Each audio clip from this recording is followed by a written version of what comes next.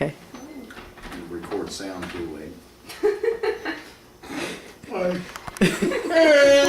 it's recording. Okay.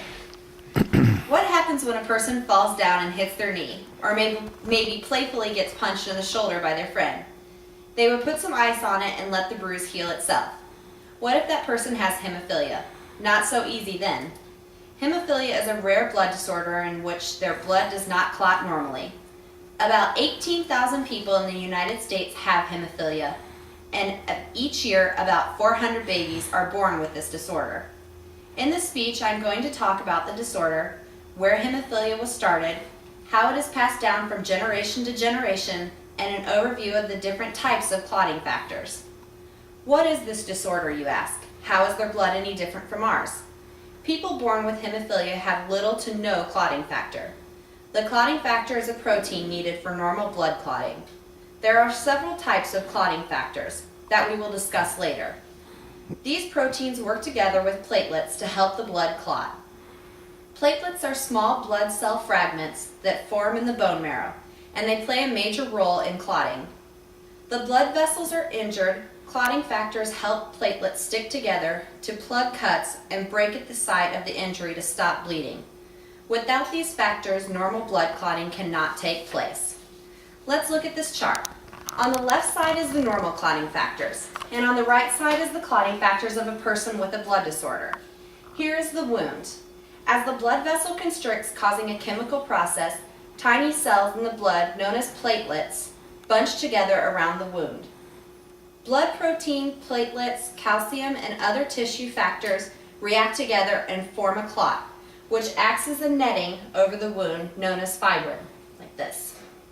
But on the side of the person with the blood disorder, their platelet plug is incomplete, causing bleeding to continue.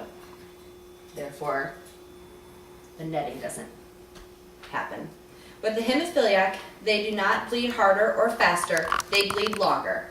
There are different ways for a hemophiliac to stop bleeding. Most need injections of a clotting factor to stop. Where did hemophilia start, you ask? References to excessive and unexplained bleeding have been documented dating back to the 2nd century AD. It was written that male babies did not have to be circumcised if 2 or more of the boy's brothers had already died from the procedure. Occasional references to bleeding can be found in the scientific literature of following centuries. The first report in the United States was described in the early 19th century. The word hemophilia first appeared in the description of a bleeding disorder condition at the University of Zurich in 1828. Hemophilia was sometimes called the royal disease because Queen Victoria of England was a carrier and passed it down to several different royal families. How does a person get hemophilia? Although hemophilia can be acquired, which is very, very rare, it is most time passed down from generation to generation. It's like that ugly knick-knack that was your great-great-great-grandma's that will someday soon be yours. The women are the carriers, rarely having hemophilia themselves, and the men are the hemophiliacs.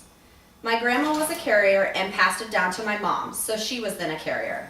She then passed it to my brother.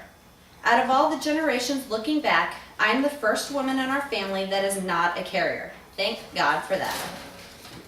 So as far as my family from here on out will not have hemophilia in it. How does it get passed down? When a mother is a carrier, her daughter has a 50-50 chance of being a carrier herself, and the mother's son has a 50-50 chance of being a hemophiliac.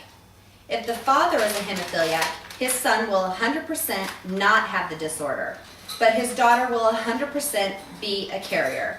That starts the cycle of the mother passing it down all over again. Now that we know where hemophilia started and how it is passed down, we can move on to the different types. As I said before, my brother is a hemophiliac. He is type A. If a person has hemophilia A, they are missing or have low levels of clotting factor 8. Hemophilia B is missing or having low levels of clotting factor 9. Hemophilia A can be mild, moderate, or severe, depending on how much clotting factor is in the blood. Out of these 3 different types of severity, 6 to 49% of people have mild, 15 have moderate, and 60 have severe. About 6 out of 10 people who have hemophilia A have the severe form of the disorder. People who don't have hemophilia have a factor VIII activity of 100%, but people that have severe hemophilia A have the clotting factor VIII activity of less than 1. So hemophiliacs are different than normal people. Wrong. They are no different than people that may suffer from other types of disorders such as diabetes. We've learned about the differences in a hemophiliac's blood clotting, where it started, how it gets passed down, and the different types. Remember, they are not someone that if you punch them, they'll start bleeding like crazy. It is a common misconception as they bleed longer instead. Hemophilia is an abnormal bleeding and clotting disorder. All my information, facts, and statistics can be found on the National Hemophilia Foundation website, www.hemophilia.org. Thank you.